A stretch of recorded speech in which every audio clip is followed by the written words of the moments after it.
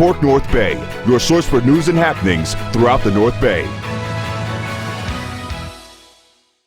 Hello and thanks for watching KORK North Bay TV. Coming up is our weekly wrap covering all the news stories and happenings that took place this past week throughout the greater San Francisco North Bay. On Tuesday in the town of Sebastopol, one of the most low-down thefts that you can think of took place when an elderly woman was attending church and had her tote bag stolen by someone inside the church. This incident took place at about 10 o'clock in the morning when a woman identified as 42-year-old Rebecca Smoke, a resident of Sebastopol, saw an opportunity to snatch a tote bag from an unsuspecting elderly lady and then take off with it. Inside the bag were several old Japanese Bibles that had a tremendous sentimental value to the woman, but almost no monetary value to Smoke. Once the woman noticed that her precious tote bag of Bibles was gone, she alerted the pastor, who provided police with surveillance footage that showed exactly who this scoundrel of a thief was. So while the detective gathered information for the report, Chief McDonald began searching the area for the suspect himself. A short time later, the chief spotted Miss Smoke and detained her. When the chief took a look inside of Smoke's car, guess what he found? That's right, the stolen tote bag of old Japanese Bibles that were so precious to the victim. Miss Smoke was arrested and booked into Sonoma County Jail on theft-related charges, plus as a bonus, her car was towed to the local impound yard. The chief then made sure the victim got her precious belongings back. Some things, like these old Bibles, might not have any resale value, but the sentimental value of things like them is irreplaceable. We're glad the older woman got her belongings back, and hopefully the judge slaps an extra charge on Smoke for being low enough to steal someone's stuff from inside a church. Religious or not, that's just low.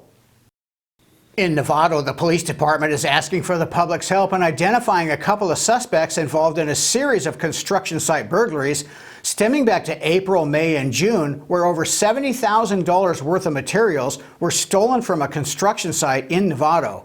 Police say that due to the method used in the taking of those materials, they believe one or both of the suspects has construction experience. If you recognize either of these guys, they would sure appreciate it if you gave them a call at 415-897-4361, or you can email them at police@novato.gov.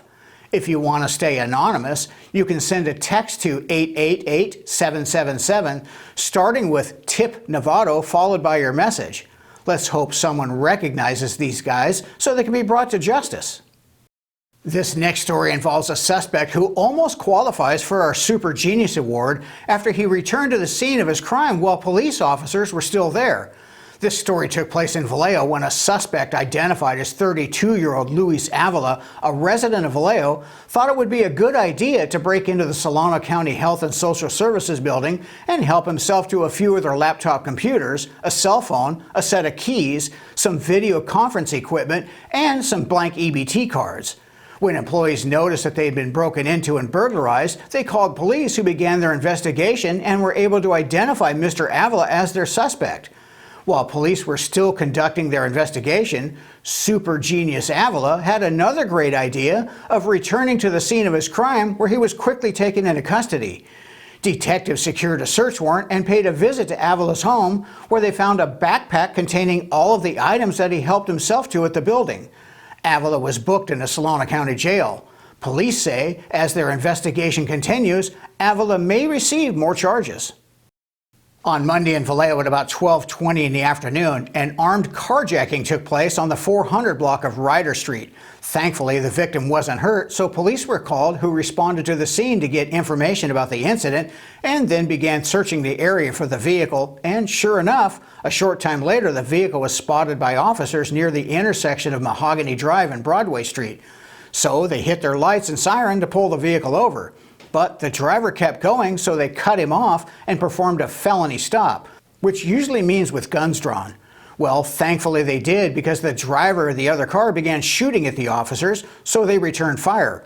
Both vehicles were hit, but thankfully none of the officers were hit. But I can't say that for the suspect, who was hit by at least one round, which stopped him from shooting. As soon as the officers thought it was safe enough to approach the vehicle, they began rendering medical aid to the suspect until medics arrived, who took over, but despite their best efforts, he was pronounced deceased at the scene. Inside the car was the gun that the suspect used in the shooting that was secured and taken as evidence. The suspect was identified as 44-year-old Rommel Querrell, a resident of Vallejo who apparently had prior arrests, including one conviction for 16 years in prison back in 2011 on charges of manslaughter in the shooting death of a 30-year-old man. In Fairfield on Tuesday, a stabbing took place that proved to be fatal for a 21-year-old victim. This incident took place shortly before 11 o'clock in the morning when an altercation took place in a business parking lot on the 800 block of East Travis Boulevard. During the altercation, one of the men pulled out a knife and stabbed the other. Police were called to the scene and witnesses gave them a good description of a vehicle that was involved in the incident. Minutes later, that vehicle was spotted by officers, so they pulled it over. When contact was made with the driver, officers noticed that the front passenger was unresponsive, suffering from stab wounds, so they began rendering emergency medical aid to the victim until an ambulance arrived to transport him to the hospital. But unfortunately, he was pronounced deceased. He was identified as 21-year-old Nicholas Ortiz, a resident of Fairfield. Detectives began gathering information from witnesses and surveillance footage and were able to identify the suspect as 23-year-old Roy Sean Brown, also a resident of Fairfield. Once officers knew who they were looking for, they had Brown in custody in less than 3 hours later and transported him to Solano County Jail. In Lake County on Tuesday on the west side of Lakeport, a vegetation fire broke out that gave firefighters a bit of a runaround trying to find it and get access to it. The initial call said it was in the area of Sandy Lane and Todd Road, but when they got there, they couldn't get to it, so they backtracked and went over to Charlie Jolan Way and couldn't get access to it from there either. So they went over to the end of Keck Road off of Martin Street and finally had access to it. Ground units began their attack on getting it contained.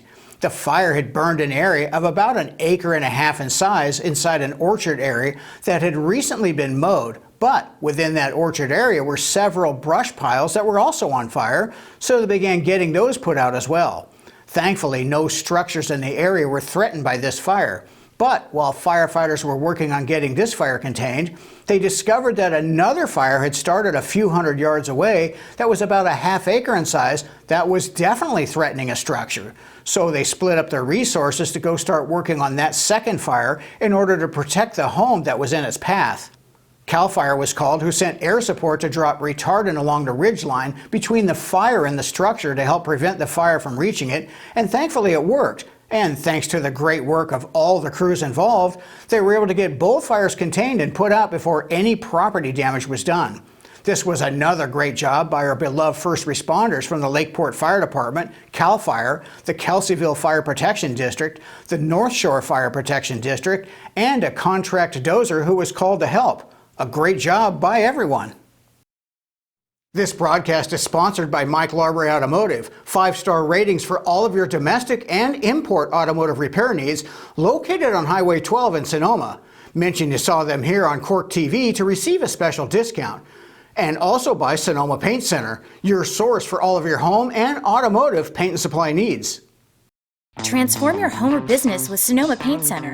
As your local Benjamin Moore retailer, we've got everything you need to paint inside and out, plus top quality stains. Step inside our Santa Rosa location or visit us in Sonoma, Sebastopol, and now our newest location in Napa. From vibrant colors to durable finishes and required supplies, we'll help you bring your vision to life. Sonoma Paint Center, serving you in Santa Rosa, Sonoma, Sebastopol, and now Napa.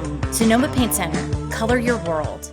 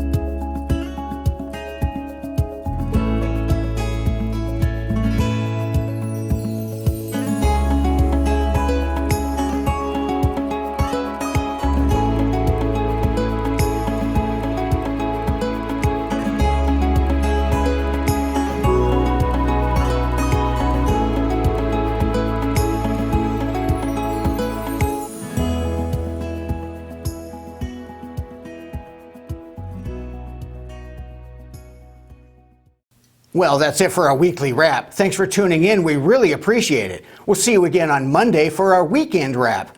Remember, you can watch us on our website at KORKTV.com, or you can also watch us on Roku, Amazon Fire TV, or on our new YouTube channel. In any of those platforms, just search for KORK North Bay TV and add our channel to your favorites. We'd sure appreciate it. We'd like to wish everyone a safe, healthy, and happy weekend. Thanks for watching.